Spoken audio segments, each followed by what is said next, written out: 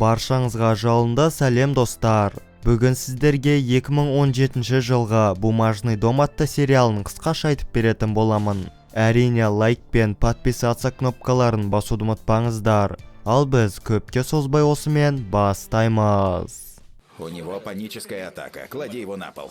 Берлин Мониканы сыртқа алып шығып, өздері жазған ескерту қағазды оқытады. Олардың айтуынша, ғимараттағы адамдардың бәрі аман-есен, ешкім зардап шеккен жоқ. Тек бір ескере кететіні, барлығы бірдей форма кигендіктен тұтқындарды бандадан ажырату мүмкін емес. Осы кезде снайпер Берлинді атпақшы болғанда, полиция бастығы тез арада тоқтатуды шешті. Осылай банда мүшелері қайта ғимаратқа кіреді. Адамдар арасында әртүрлі науқастар бар, сондықтан Берлин дәл қазір оларға көмек көрсетуге дайын. Онымен қоса тұтқындарға жақындарына видео жазба жіберуге рұқсат етілген болатын. Ал еркектер үшін жаңа жұмыс пайда болды. Белгіленген сызық бойынша 48 метрлік тереңдікте жер асты канализациясы бар екен. Олар 3 сағат сайын кезек-кезек жерді қазып отырады. Бірақ ең бастысы жұмыс біткен соң басқаларға немен айналысқандарын айтпауы керек. Элисон Токио мен Рио сөйлесіп тұрғанда парақшасына кіріп ұятсыз фотосын өшірмекші. Полиция қыздың телефоны қосылғанын байқап, тез арада телефонның камерасымен байланыс орнатуда. Осы кезде Рио қызды байқап, телефонды тартып алғанда бейнесі камераға түсіп қалған болатын. Енді полицияға оның кім екені белгілі болды. Артурдың ойынша бандалар көп ұзамай тұтқындардың көзін жойып, осы туннель арқылы қашып кетпекші. Ракель комиссардың өтініші бойынша қайта жұмысқа оралған екен. Бейне жазбаны көрген Ракель көпке созбай профессорға қоңырау шалады.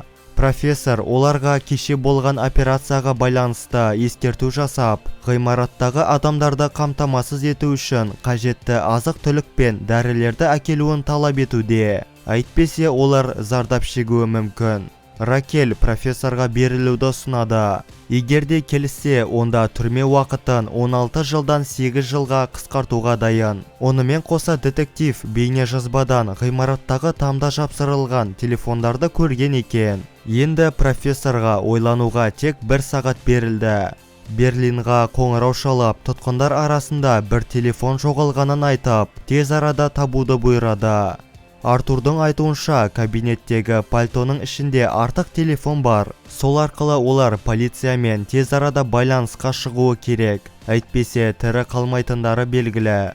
Осы кезде полиция Рио жайлы толық ақпаратқа қол жеткізеді. Берлин телефонда іздеп жүргенде, Рио оған бөлмеде не болғанын түсіндіріп, келесіде қайталамауға уәде береді. Бірақ Берлин салғырттығы үшін жігіттермен бірге оны жазалауды шешті. Құтқарушылар профессор талап еткендей керекті азық-түлік пен дәрі-дәрмектерді әкеліп тұр. Денверс дәрілер мен науқастар толы кабинетке кіргенде, Моника суды құлатқандай кейіп танытып, пальтодан телефонды білдіртпей алып үлгереді.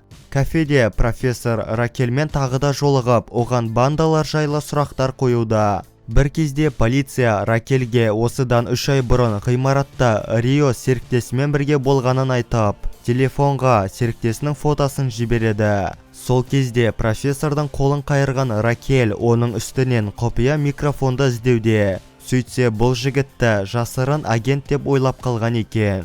Берлин бір кезде Моникадан телефонның дауысын естіп, Денверске әйелді өлтіруді бұйырады. Бірақ та батылы жетпеген жас жігіт әйелдің тек аяғынан атып, оны қоймаға жасыруды шешкен болатын. Осыдан кейін бірінші қабатқа әбден азапталған Рио түседі. Токио болса ашу үстінде камералардың жартысын істен шығарып, профессорға ескерту жасап жүр. Бірақ профессор оларды миссия талабын бұзғандары үшін кінәлауда. Енді екеуінің бейнесі барлық жаңалықтарда көрсетілген. Ракель профессорға қоңырау шалып, соңғы рет берілуді ұсынады. Профессор болса бұл ұсыныстан бас тартып, оның орнына басқа елге қашып шығу үшін үлкен катер сұрап отыр. Егерде бәрі сәтті өтсе, онда Ракельге барлық тұтқындарды беруге дайын екен. Сол жерде Ракель олардың шын мәнінде ақшаны тонау үшін емес, керісінше басып шығару үшін ғимаратты жаулап алғандарын түсінеді. Ракель кеше профессордың телефонымен үйіне қоңырау шалғандықтан, бүгін профессорге Ракельдің анасы қоңырау шалып, қыздарын Ракельдің күйеуі алып кеткендігін жеткізеді. Енді профессор телефонда Ракель үшін палатаға әкеліп тұр. Банда мүшелері Берлиннің тұтқынды өлтіруді бұйырғанына сенер емес. Өйткені профессордың талабы бойынша бұл миссия қан төгісіз өтуі керек. Осы кезде бөлмеге кірген Москва тұтқынды баласы өлтіргенін естиді. Осыдан бірнеше ай бұрын Москва бұл миссияға баласын не үшін шақырғанын айтуда. Баласы есірткінің кесірінен үлкен қарызға кіріпті. Егерде қайтармаса, онда жағдай қиын болайын деп тұр. Сонда күтпеген жерден профессор келіп, қиындықтан шығудың жолын ұсынған болатын. Москва баласына келіп, оның өз аузынан әйелді өлтіргенін естігенде қан қысымы көтеріледі. Осыдан кейін өзімен керекті дәрілерді алған Денвер қоймаға келіп, Мониканың жарасын емдеуде. Баласы жайлы сұмдық түс көрген Москва Денвердің кінәсін өз мойнына алып, сыртқа шығуды шешті. Бірақ жарты жолда оны баласы тоқтатып, ақырын ғана әйелді өлтірмегенін мойындайды. Осы кезде полиция бастығына олардың түрі белгісіз болғандықтан снайперге ешқандай бұйрық бермейді. Ал Токио болса есікті жауып үлгерді. Кафеде Ракель профессорға жеке өмірі жайлы айтып отыр. Күйеуінің озбырлығына шыдамай ақырында ажырасып кеткен екен. Сот шешімі бойынша күйеуіне бір айда тек 2 рет қызымен жолығуға рұқсат етілген. Бірақ бұл жолы 3-ші рет келгендіктен тез арада үйіне қайтуға мәжбүр болыпты. Осы кезде полиция бастығы келіп, ғимаратта болған жайтты айтады. Денвер әкесіне ғимараттың төбесіне шығып, таза ауамен демалу керек болған соң, басқа да адамдарға масканы киіп, онымен бірге шығуды бұйырады. Профессор олардың не үшін үстіңгі қабатқа шыққандарын түсінбей отыр. Сөйтсе, банда мүшелері бұл шешімге Берлинді мәжбүрлеген екен. Осы кезде Денвердің жүкті әйел жайлы сөздерін естіген Артур Мониканы өлді деп ойлап қалады. Есі шыққаннан қарумен оларды көздеп тұрғанда Москва баласымен бірге жерге отырмақшы. Сонда снайперлер оларды тұтқындар деп ойлауы мүмкін. Ракель атуға рұқсат бергенде снайперлер бірінші қарулы адамды атып түсіреді. Сөйтсе ол банктың басқарушысы Артур болып шықты.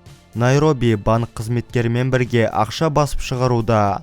Ал Москва баласымен бірге ауыр жарақат алған Артурға жедел көмек көрсетпекші. Бірнеше ай бұрын профессор оларға медицина сабағын өткен болатын. Егерде біреу болсын жарақат алса, жедел жәрдемсіз қалай құтқару керектігін өздері білулері керек. Профессор төбеде болған жайт үшін Ракельге ескерту жасайды. Ракель болса Артурдың амандығы үшін тез арада ғимаратқа дәрігерлер жібермекші. Өйткені Артур жан тапсырса, онда халық бандиттерді қарақшы санауы мүмкін. Біраз ойланған профессор ақыры ішке 2 хирург пен 1 медбикені кіргізетін болды.